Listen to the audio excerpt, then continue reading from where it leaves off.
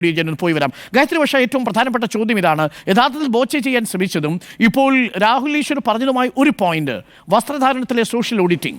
പക്ഷേ ഇവിടെ ബോച്ചെ ചെയ്തത് സോഷ്യൽ ഓഡിറ്റിംഗ് അല്ല, അത് വഷളത്തരമാണ് എന്ന കാര്യത്തിൽ ആർക്കും സംശയമില്ല. ഇപ്പോൾ 3 വകുപ്പുകളാണ് ചുമത്തിയിരിക്കുന്നത്. ഇതൊരു പാഠമാകുമോ എന്നതാണ് ചോദ്യം.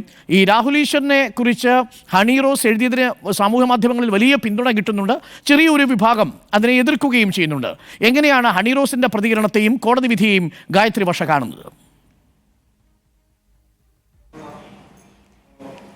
ഹണി റോസിൻ്റെ പ്രതികരണം, രാഹുൽ ഈശ്വറിനെതിരായിട്ടുള്ള പോസ്റ്റ് ഹണി റോസിനോട് ഏറ്റവും വലിയ ബഹുമാനത്തോടെ ഏറ്റവും മാന്യമായിട്ട് ഒരു വ്യക്തിക്ക് ഏറ്റവും സംസ്കാര സമ്പന്നമായിട്ട് തനിക്കെതിരെ ഉണ്ടാകുന്ന ഈ അവമതിപ്പിൻ്റെ ഭാഷയെ ഏത് രീതിയിൽ നേരിടാം എന്നുള്ളതിന് ഏറ്റവും മാന്യമായിട്ടാണ് ഹണി അതിനെ പ്രതികരിച്ചിരിക്കുന്നത്. അതിൽ കൂടുതലൊന്നും അതിനകത്ത് കമൻ്റ് എനിക്ക് പറയാനില്ല.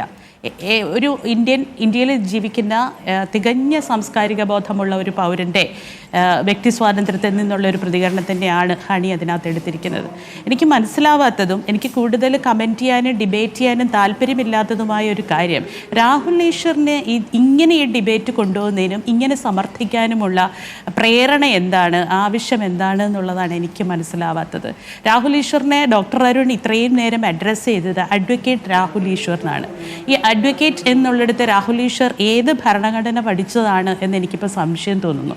കാരണം ഇന്ത്യൻ ഭരണഘടനയുടെ മൗലിക അവകാശത്തെ സ്വാതന്ത്ര്യം എന്ന് ഡിഫൈൻ ചെയ്തിരിക്കുന്നത് പൂർണ്ണമായും സമൃദ്ധമായുമുള്ള ജീവിതാവകാശമാണ്. ആ പൂർണ്ണമായും സമൃദ്ധമായുമുള്ള ജീവിതാവകാശം എന്ന് നിൽക്കുന്ന സ്റ്റേറ്റ്മെൻറ്റിൽ നിന്നുകൊണ്ടാണ് രാഹുൽ ഈശ്വർ ചോദിക്കുന്നത്, ഹണി റോസ് എന്തേ ഇങ്ങനെ വസ്ത്രം ധരിക്കുന്നു?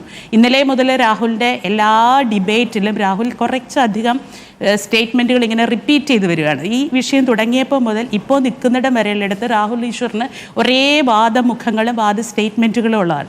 അപ്പോൾ എല്ലാവരോടും ചോദിക്കുന്നത്, എല്ലാവരോടും വളരെ വ്യക്തിപരമായി, ഇതൊന്നും വ്യക്തിപരമായി കാണേണ്ടതല്ല. ഇതൊരു രാജ്യത്ത് ജീവിക്കുന്ന നിയമസംഹിതയുടെ അടിസ്ഥാനത്തിൽ സോഷ്യൽ ഓഡിറ്റിംഗ് എന്നാണ് പറയുന്നെങ്കിൽ പോലും ഒരു സൊസൈറ്റിയിൽ ഒരാൾക്കുള്ള സ്വാതന്ത്ര്യവും അയാളുടേതായ താല്പര്യങ്ങളും നിയമവും അനുശാസിക്കുന്നിടത്ത് മാത്രമാണ് അതുണ്ടാവേണ്ടത്.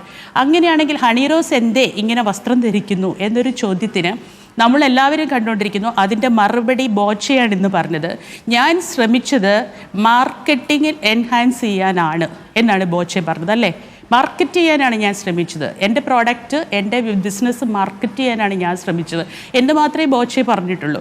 അപ്പോൾ ഹണി റോസ് എന്തുകൊണ്ടെന്ന് ചോദിച്ചാൽ, സ്വാതന്ത്ര്യം എന്ന് പറയുന്നതിൻ്റെ ഡെഫിനിഷൻ അനുസരിച്ച് ഹണിയെപ്പോലെ സുന്ദരിയായ ഒരു കുട്ടിക്ക് അവളെ ഇനാഗുറേഷന് വിളിക്കുന്ന സമയത്ത് അവളുടെ സൗന്ദര്യമാണ് അവളുടെ ഏറ്റവും വലിയ ആത്മവിശ്വാസം, അവളുടെ സൗന്ദര്യമാണ് അത്രയും വലിയ എലിജിബിലിറ്റി എന്നുള്ളത് കൊണ്ട് ആ സൗന്ദര്യത്തിൽ കോൺഫിഡൻ്റ് ആയിട്ടുള്ള ഒരു മാർക്കറ്റിലാണ് ആ കുട്ടി ജീവിക്കുന്നത്. അവൾ തൊഴിൽ ചെയ്യുകയാണ്, അത് തൊഴിലായി അംഗീകരിച്ചുകൊണ്ടാണ് ചെയ്യുന്നത്. അതിൻ്റെ അകത്ത് ആരാണ് ഈ സഭ്യതയുടെ അതിർവരമ്പ് സൃഷ്ടിക്കേണ്ടത്? അതിൻ്റെ അകത്ത് ആരാണ് ഈ സോഷ്യൽ ഓഡിറ്റിംഗ് നടത്തേണ്ടത്?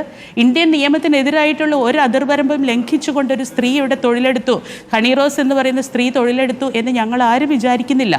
പിന്നെ ഇത്തരത്തിലുള്ള ആക്രമണങ്ങളൊന്നും ഈ പറയുന്ന മാനദണ്ഡങ്ങൾക്ക് വേണ്ടിയിട്ടല്ല എന്ന് ഞങ്ങളെപ്പോലുള്ളവർക്ക് നന്നായിട്ടറിയാം. ഏത് സ്ത്രീയാണ് അധിക്ഷേപിക്കപ്പെടാതിരിക്കുക?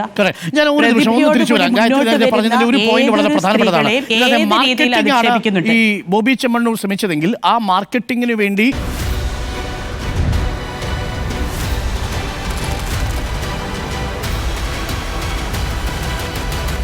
Debate with Dr. Arun Kumar.